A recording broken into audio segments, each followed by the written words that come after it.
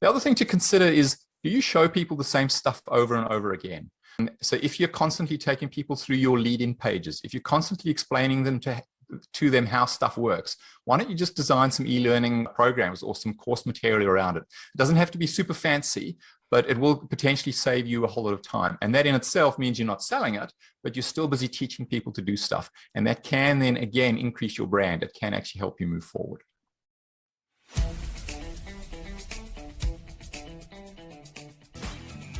This is the Business Owners Smashing It Online podcast for entrepreneurs and business owners looking for cool online tools, apps and strategies to make business easy online. My name is Nick Cree and I'm your host. Each episode features a guest expert demystifying the online universe, sharing inspirational ideas and providing tested real-world strategies to help you get the most of what's available online to grow your business today. Don't be a slave to your business, get your business working for you. Subscribe now and get some great content and ideas for you and your business today. Right, so get to my favorite part of the evening. This is where I get to shut up for a while and I can hand over to someone else to do all of the hard work. So fortunately today we've got Craig Leith along with us. Now Craig is with inflowfilms.com, so often seen behind a camera, a storyboard, a clapperboard, but what he does is to help people to craft their stories, craft their courses into online products and things that people can see, and in a professional way as well too. So a bit of background about Craig. I won't steal your thunder. I'll let him introduce himself as well too. But he has worked in organizational development and leadership training, so he's really versed in how to put together learning programs, and he's done that for about 25 years for a range of industries. He doesn't even look 25, does he? But there you go, he's been doing it for 25 years. So crosses across hospitality, tourism, education, mining, IT, and a whole lot more. So he is a video geek. He loves video and really sort of enjoys helping people promote their business through that medium and to build learning content.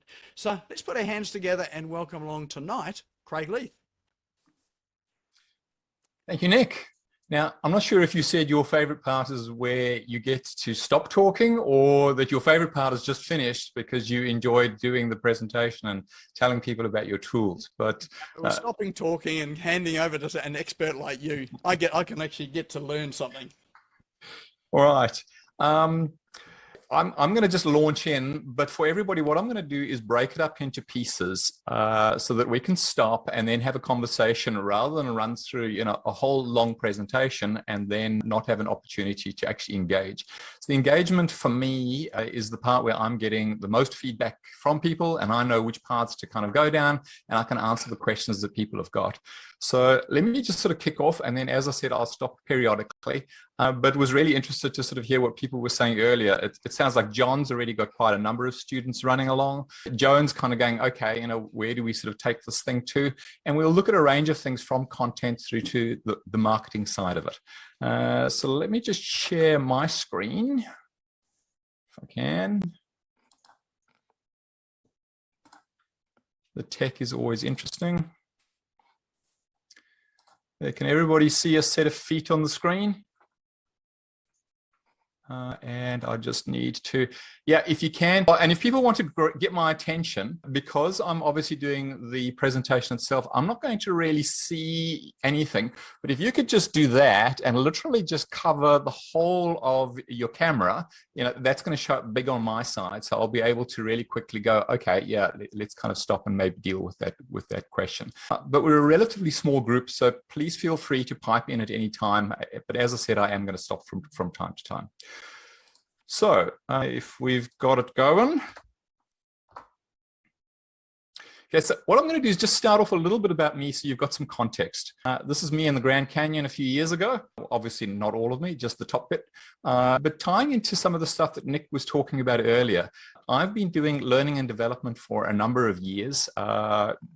It's probably more than 25, Nick, so that gives away the age. I think the hair, I can, sort of tell some of it. People like you, the silver foxes out there that don't lose their hair, Well, a different story. But I've been in L&D for a number of years. What I also did is got into the field of hypnotherapy. And partly I did that because what we were finding with learning and development is that there were a lot of people that would kind of go along to programs and they wouldn't necessarily put in place any of the learning that they picked up. And I was really interested in why not. And when you start asking people, it's typically stuff like, I don't have time. That's normally the number one excuse that people will have. Shortly followed by, they won't let me, whoever they is. They is typically, if you're in a large organization, upper management. It could be in a small organization, my colleagues. But what I'm getting at is a lot of people seem to have excuses as to why they're not implementing stuff. And now we head into a world where majority of it is online, where we have a lot more self-directed learning. And the problem gets worse. It doesn't get better. So it's really important when we're busy applying learning to people that we support them on an ongoing basis so that they continue to learn. Because if they're just going to show up, scan it once or twice, and then that's done, well, we're not going to get the learning that we would like to have happen. And typically that might mean that they've paid for the program or the first part of the program. And you might go, oh, you know, good and well, that's not my problem. But you're not going to have a lifelong customer. And one of the really important things with learning and development is once you've got people is to kind of keep them coming back. John, you mentioned you got something like 30,000 odd students. And I should imagine what that means is that you want them to be coming back on an ongoing basis, not just using that as a once-off. So it's really important that we kind of consider people's headspace when we're developing learning content. I did a lot of stuff in the organizational development space, and that includes the things that Nick was talking about, like leadership, team development, et cetera, et cetera. I've also had a number of small businesses myself call me a serial small business operator. I wouldn't go so far as to say a serial entrepreneur because I tend to leave when the fun stuff stops, but often that's before it's made a lot of money. So I end up going into the next one and trying the next thing, but have worked in a number of businesses. And that's really led me to the space of filming. I almost fell into it by accident, having done learning and development for years and had video as part of it. A mate said to me, well, come along to the US, I'll pay for the trip, hence the picture at the Grand Canyon. I'll pay for the trip and, you know, we'll just have a good time and, you know, take some footage. And from that, the learning that I had was what I was considering was seriously easy. A lot of other people were actually really struggling with and ended up getting into the directing, helping people with the lighting, the editing side of it, and pulling a whole lot of things together. And it sort of dawned on me at that point that stuff that I thought was super easy, other people were struggling with. And that is often the space where we can actually go and give our best to the world, is the stuff that we think is dead easy. Here's some organizations that I've worked with, just quick examples. So there's a number of them, some of them large, some of them a little smaller. You'll recognize a number of them from Australia. There's a few there from New Zealand, and obviously a smattering from South Africa as well. In terms of some smaller organizations that I've worked with, these are a lot of the smaller players. A lot of them are more recent. So some of them include bloggers, some of them are charities, and some of them are learning and development companies. So it's a range of things. Now, I don't mention this to impress anybody, but just to say, hey, I have been around. So please throw in your experience as well, because that's certainly going to help us, you know, pull the conversation forward. One of the things that I think is really important is to have some content that grabs people's attention. So you've seen some stuff that's there on the page now. It's just a quick video, and I'm hoping it comes through on Zoom because Zoom's not always great. But I meant to actually stop it without it finishing. But hopefully something like that, what it does is it entices people to go, what's next? What's coming next? So what I've done there is it's a simple crossover of actually having a basic picture with some video in the background. Now, I don't know if people want to pipe in, but let me see if I can maybe just jump back a bit. Can I? I'll let it run to completion. But was there anything that grabbed your attention when you're looking at that? Anybody want to just jump in? Yes, Craig, I'll jump in. It's Mrs. Red here. I just like the way that it goes from the wave into a completely different image. And then back out again. Yep. Yeah, and then back out again. It's just eye-catching. Okay. So what? I mean, that's essentially eye candy, but so what? Anybody else?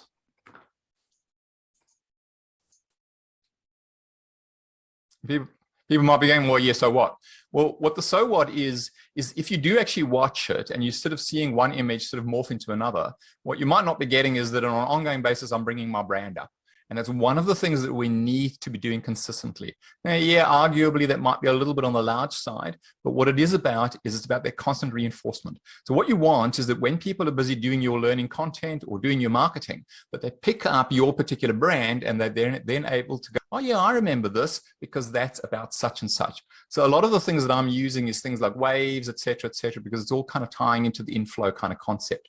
And you can find the same stuff and tie it into your learning content, because that is going to get people to be coming back. Let's have a quick chat. Well, I don't know if I'm going to run through this one super fast in terms of why create an online learning program, because I think there's a number of people here that are already going, yeah, I know, and I am kind of going to do it anyway. But here's some numbers to just kind of think about. By 2025, worldwide e-learning is projected to be worth, anybody got any ideas what it might be worth? Speak up, can't hear you. I'll guess 100 billion. 100 billion, okay, yep. Anyone else? Thanks, Colin.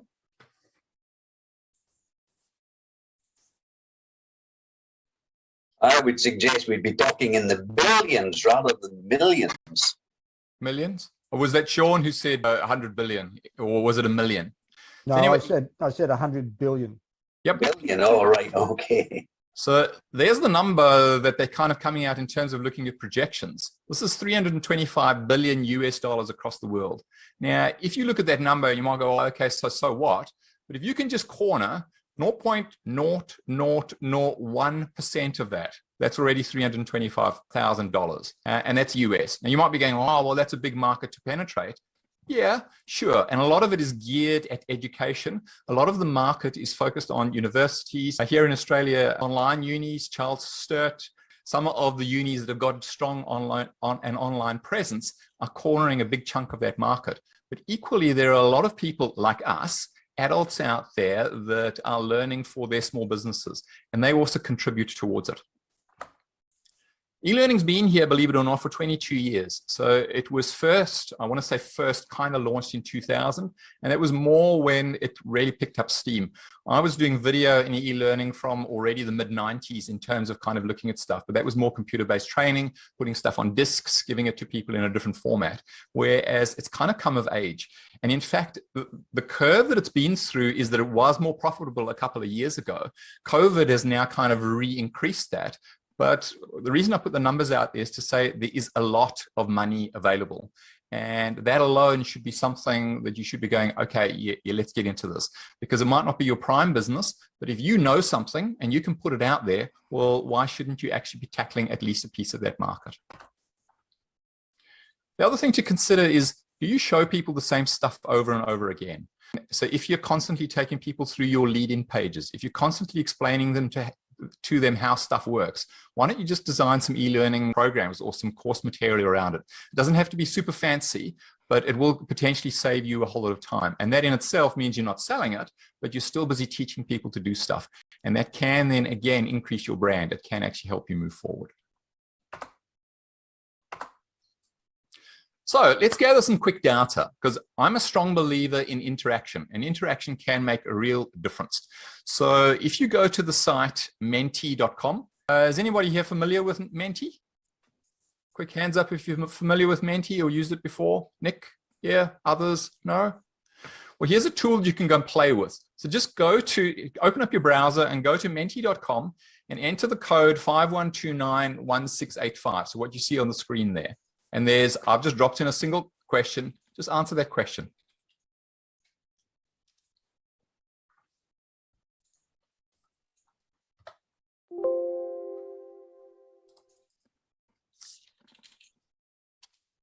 Can you say the code again, Craig? I'll just pop it into chat. There you go, it's in chat, and the code is 51291685.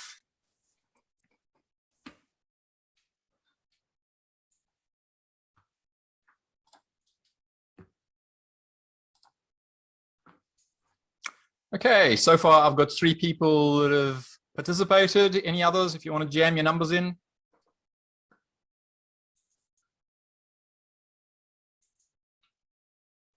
Four people. 7. We've got 22 on the call, so we still have a few light.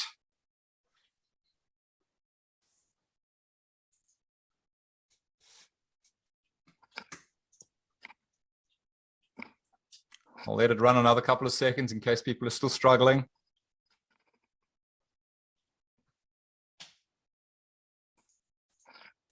Nine people, so roughly half.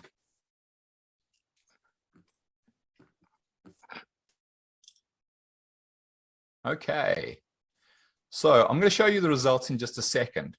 But again, just consider what happened there, because there's a lot of blah, blah, blah, blah happening. But now something's been thrown your way and allowed you to get the interaction going. And it's that interaction that can make a real difference. With your typical online programs that you put out there, if it's content that you've saved, especially if it's video and you've put it up, if there's quizzes and that kind of thing, that can help get that interaction. But sometimes people will just skid through that content super fast.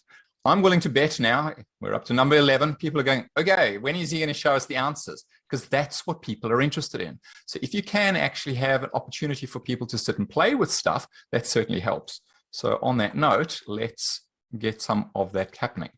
There you go, that gives you an idea. So can people see my screen there with the charts? Yep. So if we look at that, you're either all a bunch of liars or you're a different market to what I'm used to. Because most of the markets that I'm used to dealing with goes for that first one that says nothing, it's got to be free. And you think about, especially if you're targeting the younger generation, think about apps that we have on our phones. How much do you pay for an app? At what point do you stop paying for an app? So does it have to hit $2, $3 before you go, hell no, that's way too expensive, I'm not paying for that? Or are you one of the people that's prepared to pay $20 and $30 for an app that's going to do the right thing? And the same thing is true for our learning and development. We are creating and have created a culture where people actually expect to get a lot of stuff for nothing. The second most used search engine in the world is, any guesses? It's YouTube. And when people go onto YouTube, they are there because they are often searching how to. How do I do this? How do I put on a tie? How do I catch butterflies? How can I start beekeeping? How can I get a girlfriend? And there's a number of other things. Now, they're short, but this is what we're educating people to do. We're educating people to go to YouTube and get their content that way. Now, that flies in the face of what you guys are showing up on the screen, which is you're prepared to pay for content. You're prepared to pay for good content that is actually going to help make a real difference. And so even up to, we've got the, I stopped at $2,000, but I know that there's a number of programs out there that are far more than $2,000, because if they really help you, and if they're really getting you the results that you're looking for, well, then why wouldn't you pay for them?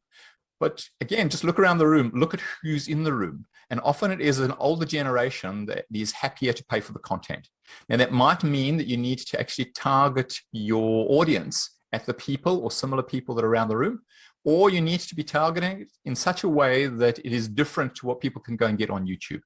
So for example, what we're busy doing tonight, can you go and create learning programs?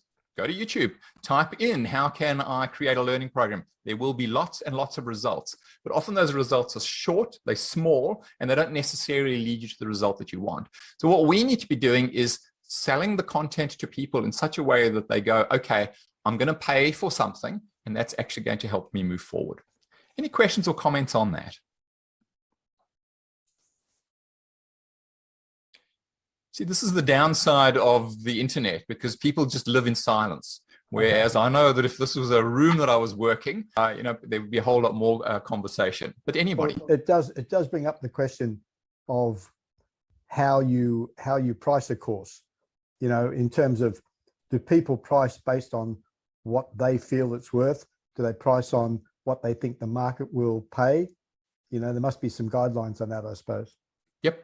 And that depends on your mindset. And it's one of the things that we'll cover. How much do you think your course is worth? Now, people might go, oh, well, that doesn't matter. It depends on how much people are willing to pay. And Sean, you're absolutely right. But often when we're selling something, are you comfortable at that price level that you're charging? Because if you're not comfortable, you're actually better off lowering your price level. I kind of live by the philosophy of stack them high, sell them cheap.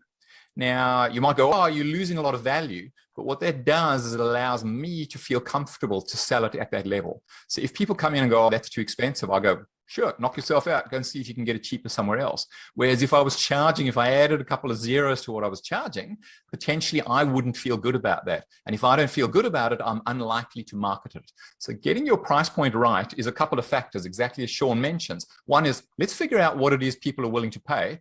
Surprise, surprise, that was just some research that I conducted. I have a damn good idea now about what people are willing to pay, or in this room anyway. Now, okay, it's a small sample that gives me an idea. Should I be upping my price?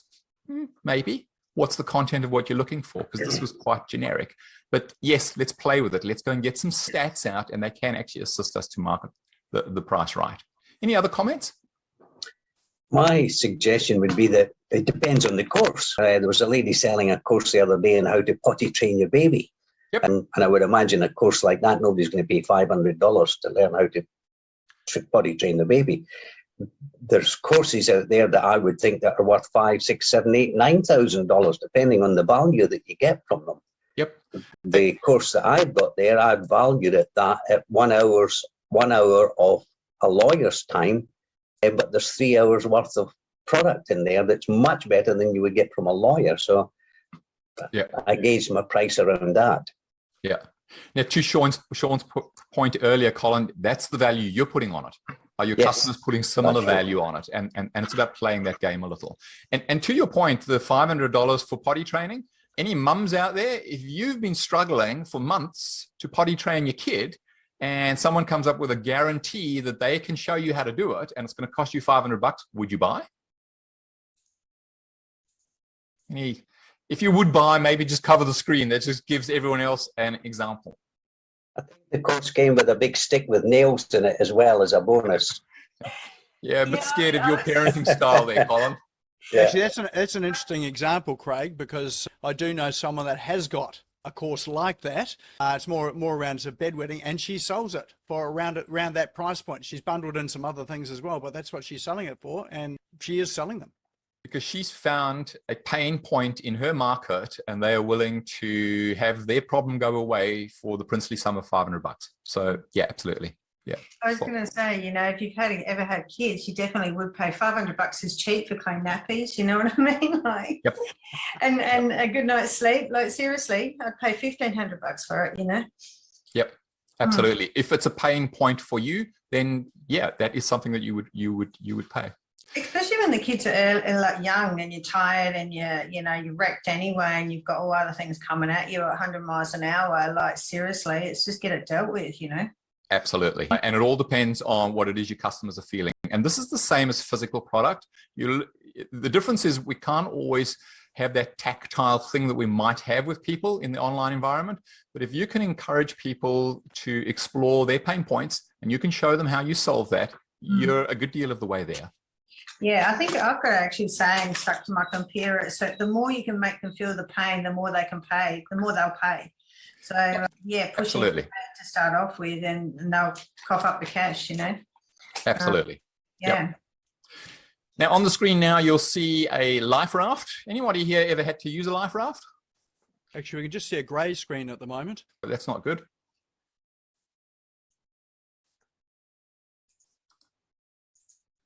Maybe that's our life raft, Nick. Could be.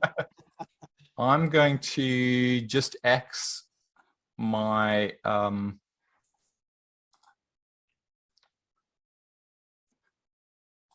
let's try that again.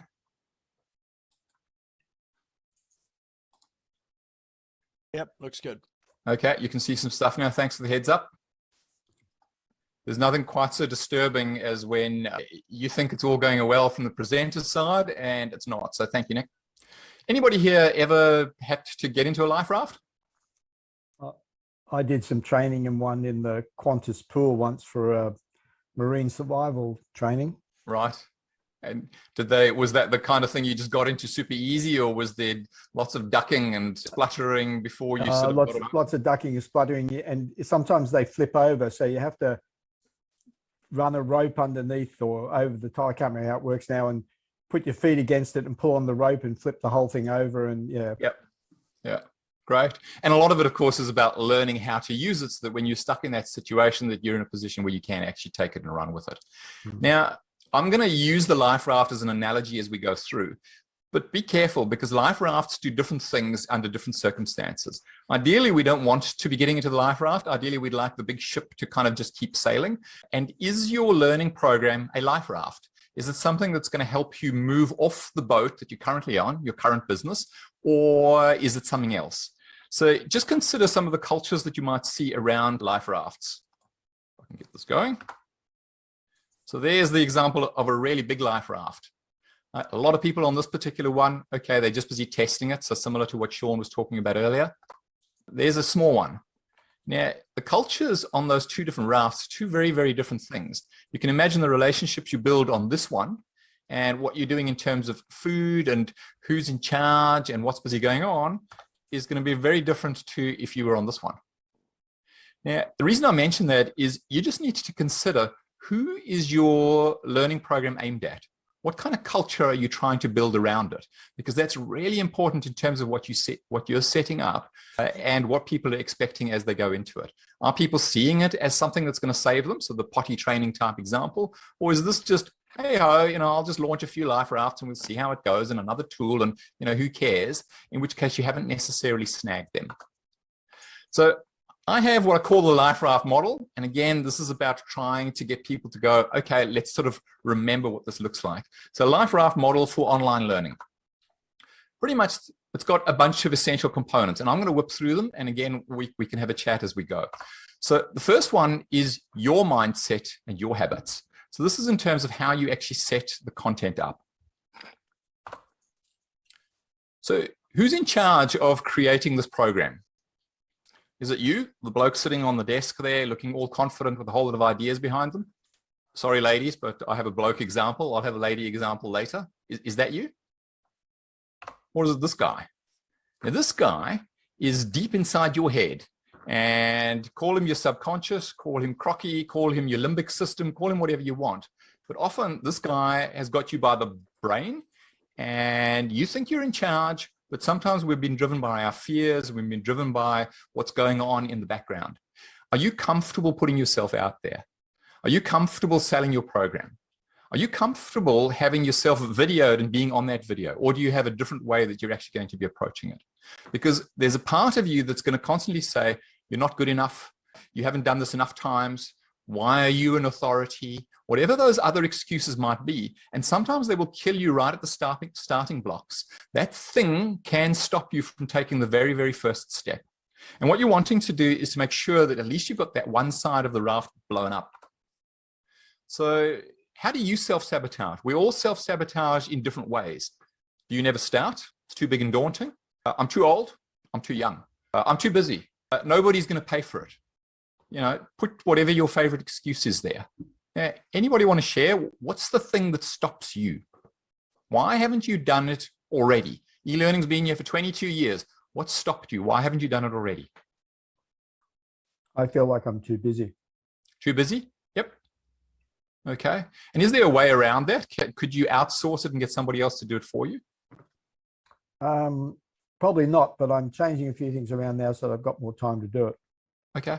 Great. Cool. Excellent. So we're looking at the solution, which is brilliant. Anyone else? I think it's making a priority to do it if you're trying to do a whole lot of different things for your business. Yep. And different strategies to bring in income. What is something you can invest in that doesn't take a lot of time, that's going to reap rewards quickly, against something where you want to take time so you develop an actual quality product that demonstrates your ethics and philosophy of your business. Yep. Great. Thank you, Annie. Getting that balance right between good product and get it done, get it out, getting that balance right can be quite hard. But I would suggest that what you want to do is get it done. Don't worry about getting it perfect, because perfection is one of those things that will sit on that self-sabotage list. It's one of the things that will block you. But to your point, absolutely. I have a coach who says, stop saying you don't have time and start saying it's not a priority. Because what that does in your head is it begins to shift. Okay, if this isn't a priority, maybe I need to take it off the list of things that I need to be focused on. Nick was talking earlier about, what did you say, Nick? two hours a day, or was it up to 4 hours a day people are productive? If you've only got 2 hours a day, do you want to be spending it on this? And if your answer is yes, absolutely, because that's going to help me take my business forward, then great, commit to it and do it right.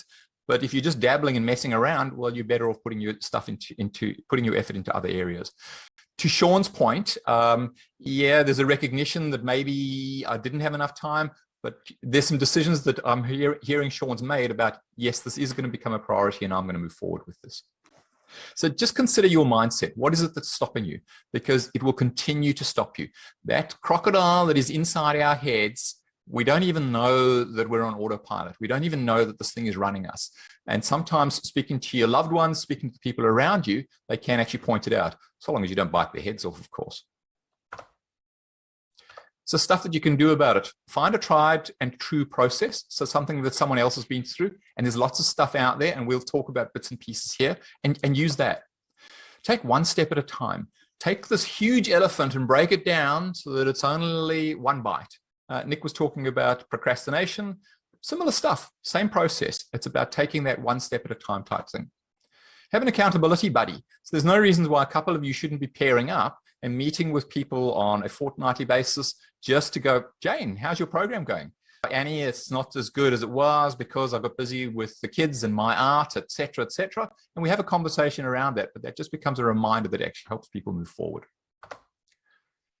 This might sound really weird, but do stuff like meditation. Sometimes stepping away and doing that mindfulness stuff can actually assist you to kind of be more focused and focus on what it is you need. Yeah, hypnotherapy, you already heard I was a hypnotherapist, but sometimes that's one of the ways that you can actually tackle your inner demons, is you can actually deal with those things when they are a problem. Ideally, with all of these things, what you're doing is you're making yourself, purely from a psychological perspective, you're making yourself bigger than the problem. Because when we look at online learning and you look at, there is a lot of good content out there, but there's also a lot of shitty content out there. But when you look at the really good stuff, there's this conversation that starts happening in your head about, I can't be as good as that. And, I don't have 2 or 3 cameras, or I don't have the time. And what you're doing is you're making yourself smaller than the problem. And as soon as you make yourself smaller than the problem, you're giving that crocodile in your head permission to go, never mind, I've got this sorted. I'll make it so that you don't have to do it. So just think about this stuff in terms of mindset, the habits that you set up. It's kind of like writing a book. Go out and write 500 words a day. You just have to do that for 30 days and you'll have a chunk of words, and then you can sort of take it and move it forward. Anybody who works with any of the creative arts, I know Jane and I were chatting the other day in terms of, what can people do? And it's just having that consistent focus that can help you get over your mindset issues. Any questions or comments? Moving right along then.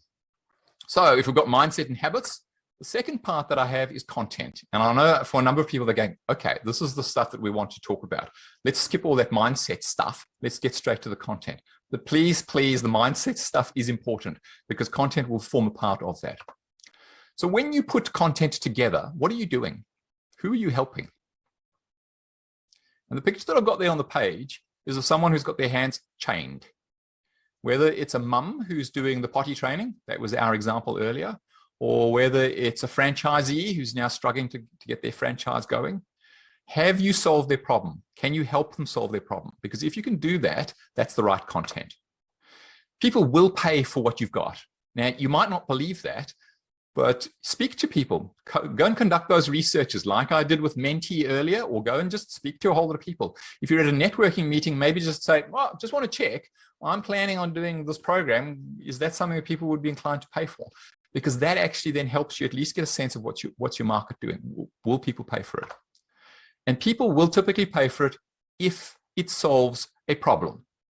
If it is just noise, they're not going to pay for it. So it has to show them that there's a way through, that this thing that is a pain point for them that is actually going to solve it. Surprise, surprise, it's exactly the same as anything else in business. So think about what is the problem that you're solving in the rest of your business. So if you figured out what the rest of your business is doing, all you need to do is take that and turn into a learning program so that you can teach people this stuff. Now, you need to be really careful that with your content, you're not cannibalizing your main offering. So if you're going to offer a whole lot of stuff over here, and then you're going to give all of that away free, I'm going to teach you how to do that. Well, maybe that's not so smart, but maybe people are learning it anyway, and you need to kind of think through that stuff to figure out what kind of content it is you're putting out there. So me, for example, I'm in the field of videoing and helping create videos for people. And a number of people have said to me, why don't you create a program that is about teaching people how they can do this on their phones? And I've been resistant, partly because A, there's a lot of content out there that will already show you how to do that. And secondly, that chews into my market. If I show you how to do it, are you still going to come to me for it? And I'm going, yeah, maybe not. So instead, the twist that I've put on it is to say, let me show you how to be in front of a camera. Let me show you how to put your best self forward so that you can show up, you know where to look, you know how to speak, you've kind of got your bullet points, you've prepped, you've got a program, and people are going, oh, yeah, I need that.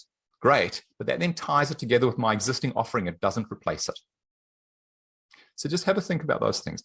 If your business is entirely online, well, that might be different. My business isn't entirely online. My business relies quite a lot on the people that I meet on an ongoing basis. So I need to maintain that balance between local and what's going on in the online environment. You already solve a lot of problems. Figure out your ikigai. Anybody know what ikigai is? If you do, just do one of them. Ikigai? Karen's going, yeah, maybe, no. Sean? Yeah. See, Sean is clearly an engaged learner. These are the kind of people I love. This is fabulous. So your ikigai, look it up. Ikigai is where a number of circles intersect. So I'll blow that up a little so that you can see it better. But ikigai is, what do you love to do? What's your passion? What are you here to do? What are you good at? What does the world need and what can you be paid for? And what you need to do is find the intersecting point of all of these circles. Now, there's a little bit of science behind how you get to that, but in a nutshell, this is it. The purists would go, oh, hang on, that's not true ikigai. There's some other things that you need to kind of bring into the equation. But effectively, this is it. Is this something you love to do? Because that's going to keep you driving. Is this something that you're good at? If you're competent at it, what tends to happen is you tend to enjoy it more. Is it something the world needs? In other words, the world wants this to solve a problem. And is this something that people will pay for? And if you can get that ikigai, that thing right in the center, kind of covered off, well, then you've kind of found it. Again, chances are pretty good that your business already does some of that. And this is just about taking it and adjusting it into a learning program. Rightio, I'm going to move along because people are going to go, okay, well, how do I get to that? Use these things. Can people see me on the screen or can you only see my screen share? Screen share. All right, let me just stop that for a second then. If I have managed to stop it. Am I on again? No, not yet. Yes. Okay. Go to Officeworks and buy a hold of these. Just index cards. That's all they are. This will cost you, I don't know, $5. I've had them around for a while. And what you're trying to do is you're trying to go, okay, let me just sort stuff out. Now, I know Nick is totally about online tools and using online tools, and there are tools that you can use for it. But I've used a number of tools, including a thing called Flying Logic. I've used Trello. I use a number of things. I've found nothing as good as some basic index cards. So what you do is you find the index cards. In my example here, I've got 5 different ones. First off, what you want is, you can use my example or anything you like. You want to write down what are all your main topics. You put those onto, say, the pink cards. You then want to have a look at what are my subtopics. You write those down on, say, yellow cards. What are the facts? What's the logic? Where are the stats? What is this, that kind of stuff that I want to share? I'll put that on white. What are the stories? So do I have any stories that I can tell, either from my own experience or the experience of my clients, people that I've run into? Are there videos that I can access? Whatever it might be. What's the story? The kind of stuff that brings some emotion to it. And exercises. Is there stuff that people can do? So if you can work out what it is people should be doing to help them move through it, to help them solve the problem, well, then that's a part of it. And what you do is you lay these things out on the dining room table, you write lots and lots of them, and it builds a picture in front of you, and it's color-coded. So you can very easily go, oh, look here, here's my main titles. And under my main titles, if I can have it the right way around, under my main titles, I've got a couple of these, and I'll split them down. And once I've got a few of those, and then I can see, well, there's some love that's been peppered throughout it. I've got a few exercises. Sorry, I know that's not showing up right. No, still not showing up. Oh, it's because it's green. My green screen doesn't like the green card. There's your stories. And lastly, obviously your facts. So you want to take those and build them in, and you just lay this big thing out on the dining room table, and that will give you very quickly an idea of the content that you could be covering off. You already know this stuff. It'll only take half an hour to do this. Then take a picture or put it into those online tools, play with it a bit more, bring in another colleague. And that can be a really, really useful process in terms of figuring out what content needs to go into your program. I love this. I think that's great. It's super, super easy.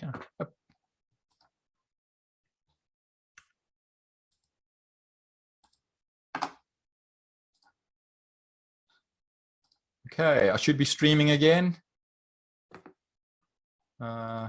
People see my stream? Yep, Nick says yes. Okay, so in terms of the content, where am I at? What we need to now do is look at the technology. Now, people sometimes get stuck on the technology and trapped there. They always try to find the best thing to use. Let me go to the whatever it is, the widgets we were talking about earlier, Cartflow or Learn Worlds, or whatever it might be. There's a technology that can kind of grab you and can create a barrier. What you're wanting to do is, first of all, split it into a couple of different technologies. So the one is learning technology. Just use video.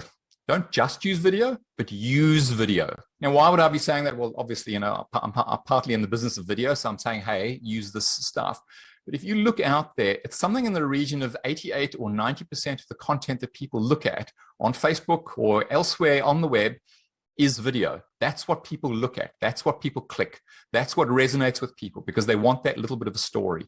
Believe it or not, a lot of them actually don't want the audio around that. They're quite happy to read a video, which is why on Facebook, you'll sometimes see that there's captions that have been burned in. That kind of thing takes place as well. So if you just have a video without that, can be a problem. But video, make sure that it actually is a part of the technology that you're using. Put in things like quizzes, interviews, exercises. Take people through it step by step. You're breaking this thing down, so whatever problem it is they've got, you're pulling it down so that they go, okay, I can see what the next step is. And that actually helps people through it. And if you're helping people through it, you're solving their problem in a way that they're probably willing to pay for. Learning styles. And look, I've been around the industry for a long time, and I think we can get caught up on this stuff. But you basically want to make sure that you've got some visual content, you've got some audible content, and audio doesn't have to only be sound. Audible can also be things that people read, because a number of people will actually read stuff and it kind of makes a voice in their heads. Diagrams, things that explain a process. Can you make it kinesthetic? So kinesthetic is about, are you there? Can you feel it? What I had here earlier, and again, I don't know if people can see because you're looking at my page now, but the thing about the cards is kinesthetic. You're kind of really starting to play with it. You're really physically getting to grips with something. So cater to all those learning styles if you can. Scaffolding is something that people that have been in learning a number of years will talk about. And scaffolding is just breaking it down in such a way that people will go through it step by step. Don't give them the too hard stuff too early. What you're wanting to do is to give it to them in bite-sized bits so they get it. They get the pieces that they need, and that helps them kind of get to the next piece. Game designers are brilliant at this stuff. They help people start early on and then kind of progress through the game in levels of complexity. Then there's the technology. Now, someone's going to beat me up over this one, I know. Do not put your learning content on your website unless it has been custom built to make it work.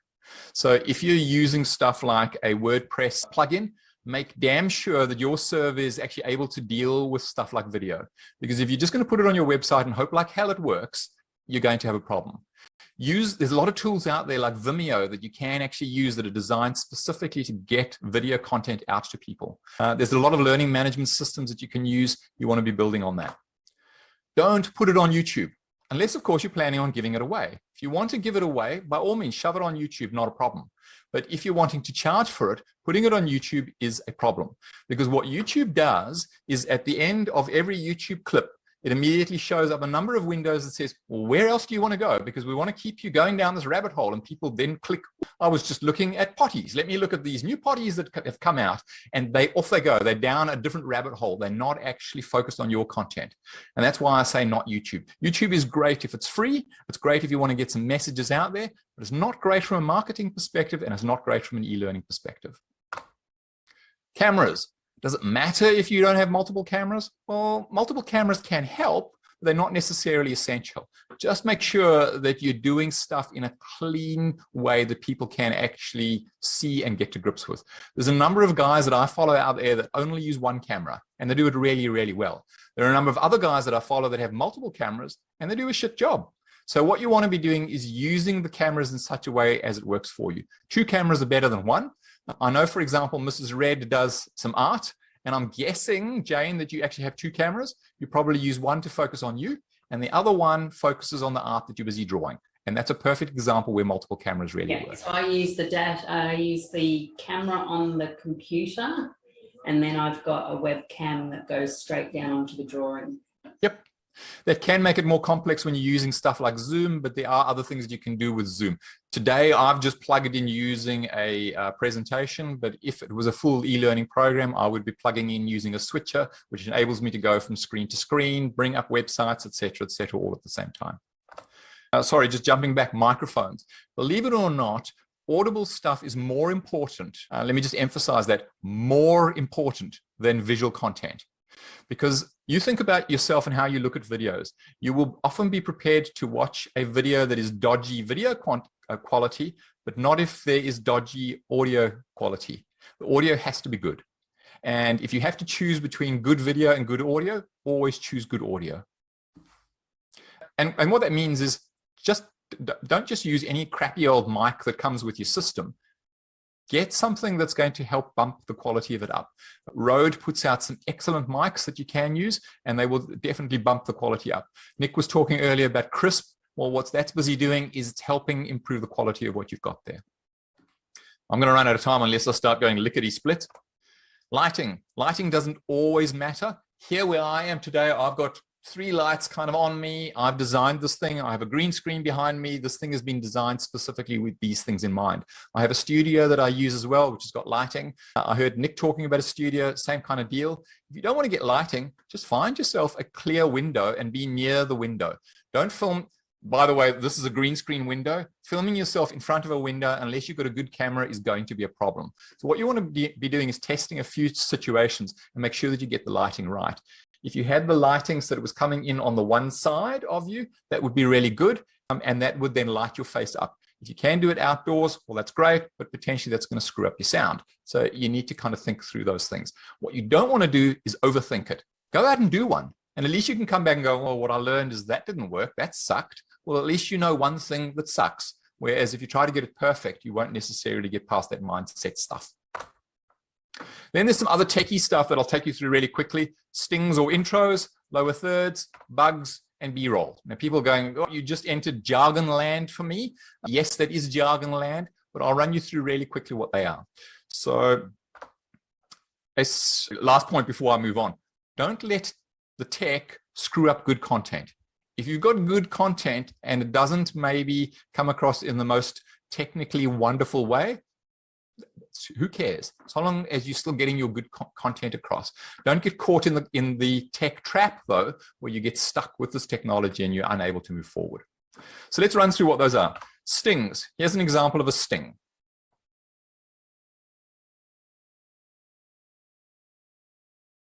So that's one I did recently for a client. That just goes at the end of their video. It's the same reason that I have the thing with the waves earlier. It's the same reason that I would have something at the end of my learning content. If you're doing stuff on YouTube, you make damn sure you've got one of those things in there, because what you're busy doing is you're constantly reinforcing your brand to people. So people will then go, oh, I've seen this somewhere before. Let me click on that again. When we go, everyone must subscribe, that's not the real world. Not everybody subscribes. In fact, the majority of people do not subscribe. So what you're wanting to do is reinforce your brand in other ways. That's a lower third. There's a mate of mine that I did some stuff with, so I'm hoping he doesn't mind me using his image. A lower third is simply the title that goes underneath you. It's got your name on it, and it says what it is you do. That's kind of it. Now, why would you have that? Well, it stops you from saying, hi, I'm Barry and I'm the principal of the Vision School, because in those 3 seconds, people have gone boring and they've clicked away. So what you're wanting to do is get into your content as quickly as you possibly can. And if people are interested, that message comes up underneath. Yeah, I'm just being funny. What's bugging you? A bug is the thing that's at the bottom right of your screen there. I've just got my logo on an ongoing basis. Now, if you're doing video, you can have that there. If you watched a lot of news, you'll see 7 News, 9 News, Al Jazeera, all of them have bugs. They all use bugs, and they're typically in the bottom right-hand corner. Sometimes they can be elsewhere on the screen, but that's typically where they are. And again, what you're busy doing is reinforcing your brand. And if somebody actually does take your content and use it, it's really hard to pull those bugs out. So what you're doing is you're kind of making sure that it stays as part of your stable. On the last one was B-roll. So B-roll is, and I don't have a slide on that, just because B-roll is all the extra footage that you bring in, because a talking head is super, super boring.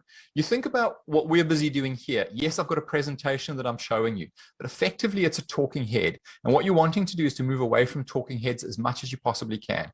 There's too many videos out there of talking heads. They're as boring as batshit. And where possible, you want to be using other stuff. And that's where B-roll comes in. And if you're interested in the term, A-roll is typically where you're shooting the main actor, the talent, and B-roll is where we've got other pictures of the scene at the river and Mrs. Jones picking up her shopping and a kid using the potty or whatever else it might be. That's B-roll. That's the stuff that you work in with what you're doing.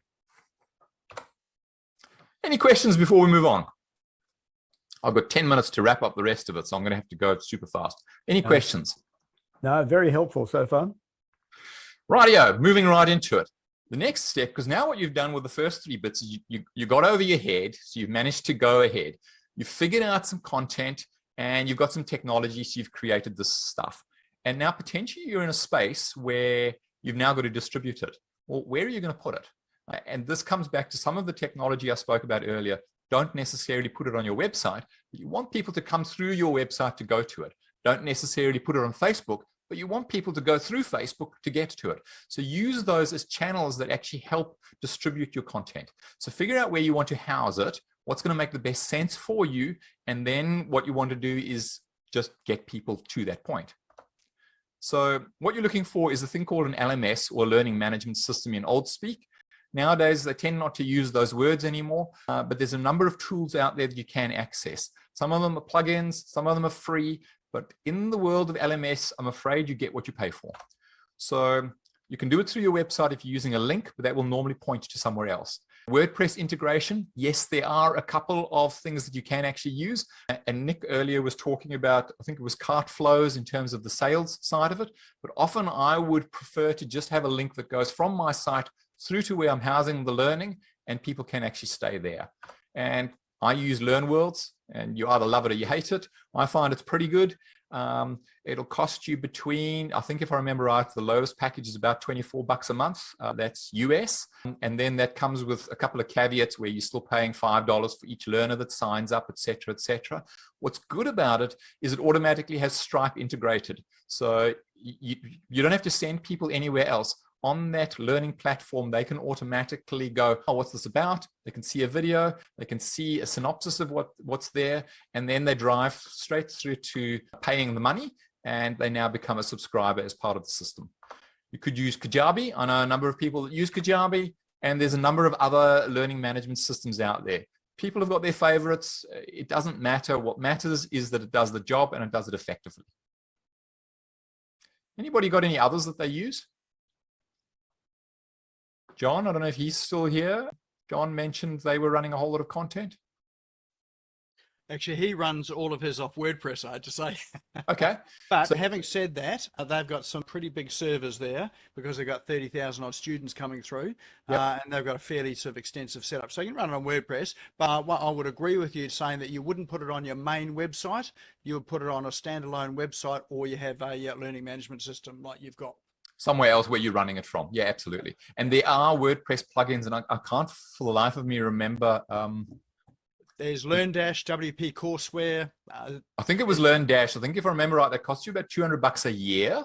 It's about So your cost is substantially less. But you can then also make sure that you're serving, if there's any videos, you can make sure that you're serving them up from a place like Vimeo. So that's typically how I've done that. So if you are going to use that kind of plugin, what you want to be doing is serving it from Wistia, Vimeo, or any of those things that are designed specifically for video type content. Thank you, Nick. Okay, distribution, that was super quick. But what you now want to do is the marketing piece. And I know Joan's going, finally, we're getting to the bit that I'm interested in. Joan, part of my problem is that I'm not a marketer. I'm the guy that does all the other bits and pieces, and then getting to the marketing space is where it starts becoming a little difficult. But there are a number of people that can assist with that, and there are different ways that we can look at it. So how are you planning on marketing it? Are you going to use Facebook? We all know Facebook works pretty well. Instagram, LinkedIn, whatever it might be, whatever tools it is you're using, all you're doing is you're using them as a mechanism to point people through to where your content actually is. So I've kind of just dropped one big thing in there. And the reason is there are specialists that operate in this marketing space that can look at making sure that they get it out there. The first bits, though, are making sure that you've got all your content there, you figured out how you want to distribute it, and now you're looking also at your client base. There's things like, would I want it on LinkedIn? Well, if you've got business customers, that would be the place that you're going to place it. Would you put all your content there? No, it's a couple of teaser type videos. What about Facebook? Same kind of thing, but it's a different market. You're kind of looking at doing things in a slightly more casual way. What if you are selling something that is geared at a particular community? Well, maybe that community has a forum. Is it okay for you to be marketing on that forum, or is that an absolute no-no? So it's about figuring that stuff out and being able to then market appropriately. Marketing is hard. Out of all of these things, I would argue that's the hardest. And you're going, great, thanks, Craig. It's the hardest, and you're only going to spend, a couple of minutes on this. The nature of the beast is that there are experts out there that can do it. Anybody want to comment? Anybody know of good video marketers, good training program marketers?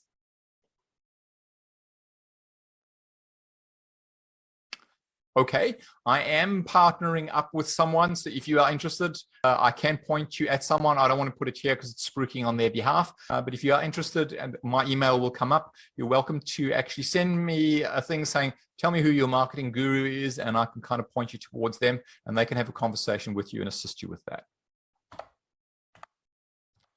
Last but not least is ongoing support. And this is about getting those repeat customers. If you think this is just like selling something and you never have to touch it again, well, the World Wide Web is wonderful at allowing people to say how lousy you are, at allowing people not to leave good recommendations, at allowing people to talk about why this is not working for them. You obviously want the reverse stories. So you want to be providing some ongoing support across the whole journey to help your learners through this stuff. And that sometimes means doing things like Zoom calls, having ongoing meetings every couple of weeks, touching base with the customers. Don't see this as something that you can put up online, forget about it, and it's going to earn you a lot of money. You might be lucky, but in a lot of cases, it requires this ongoing support to actually make it work properly. What you're trying to do effectively is what I've got here. Most people will sit, what I've got on the left-hand end of the scale is capability, 0 to 5, if you like. Most people will see themselves as somewhere between 2 and 3. I know something about this. I know enough to know that I don't know enough, but I'd really like to get my skill set up there. And what you're trying to do is take people and move them off that red curve and move them onto the blue curve. So you're trying to help people move from level 3, which is middling, through to level 4 and 5. And why I'm saying that is that's what people will pay for, because you're solving a problem at the high level then for them. Whereas if you're only going to teach them how to do level 2 and level 3 stuff, they will just shrug and go, well, you know what? I can go onto YouTube and I can get that free. So what you're wanting to do is to make sure that they can access it, they can grow, but that you're stimulating that growth into the higher levels, whatever the higher level looks like to you. That's pretty much me. So if you have any questions, you're welcome to contact me by email, send me a text, set up a meeting. I'd be happy to have a conversation with you and take you through your own situation in terms of what are you struggling with, what's working for you. Obviously, I have content that I can sell as well, but I tend not to be one of those pushy people because I just struggle with that. So I rather have a conversation where I assist. We just sort of see where you can go to. And if there's a fit, happy to work with you. If not, also happy to point you to others.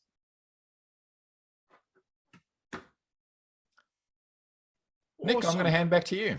Excellent. Thanks, Craig. Any questions from anyone? Any last requests? I would like to let people know that Craig would have to be one of the best video guys that I've ever spoken to. I did use him for a project and I would give him 110 out of 100.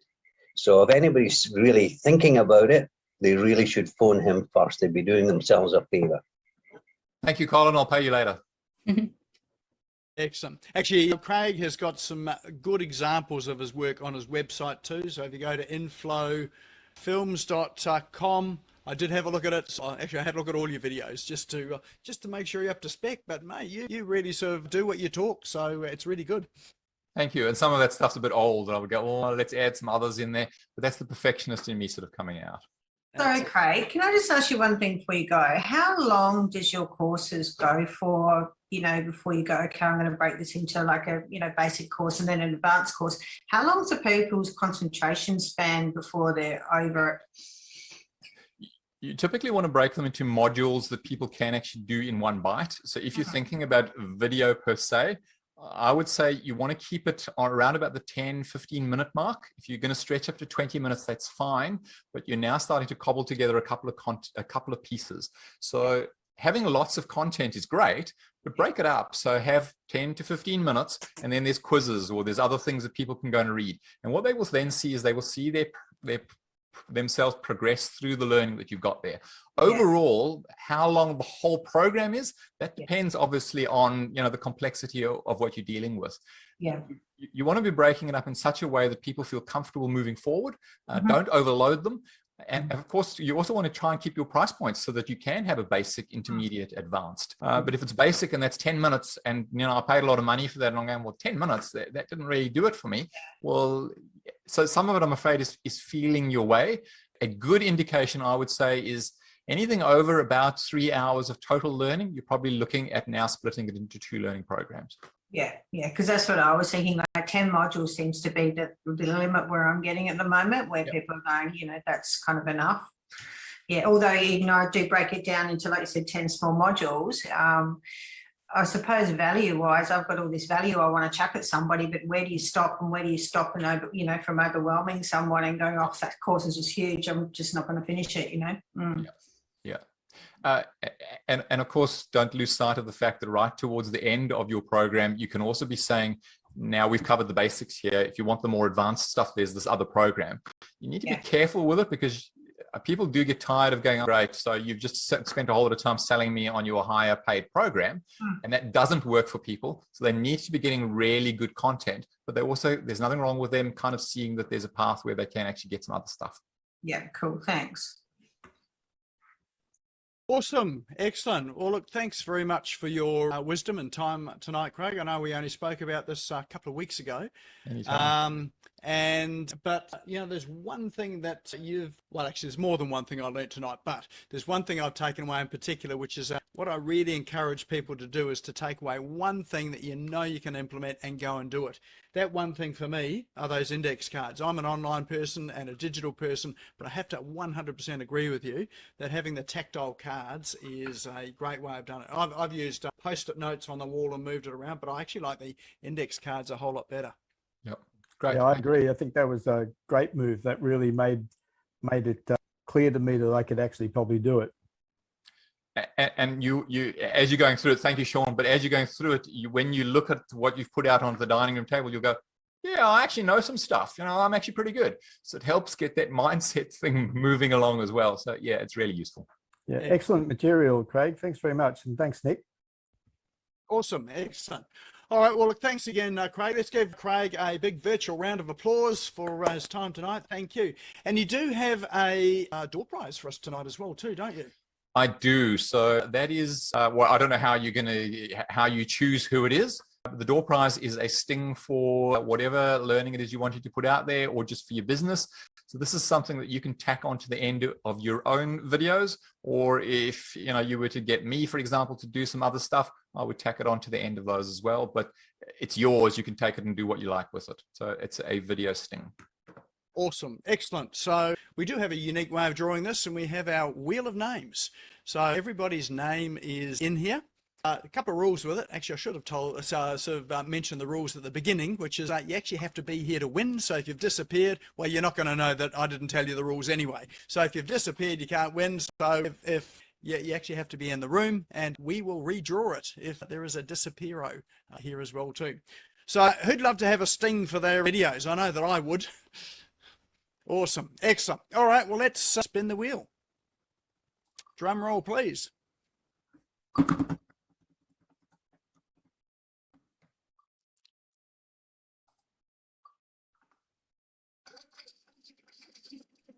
Jacqueline Price. Oh, yay, Jacqueline. So lucky.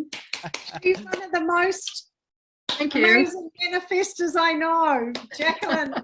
I said I was going to win. Good on you, Jacqueline. Look at that. You absolutely have. All right. So you have a sting with Craig. So I'll leave it to you both to connect up.